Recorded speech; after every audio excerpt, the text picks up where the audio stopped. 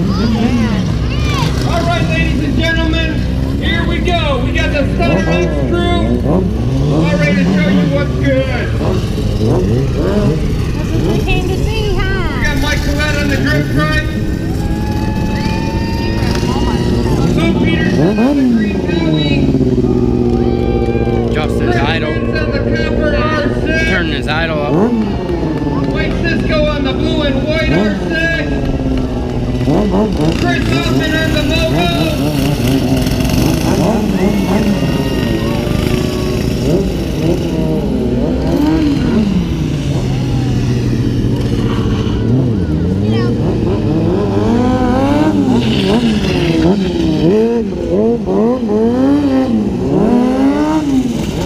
Yeah, Chris, let's do a little drift action.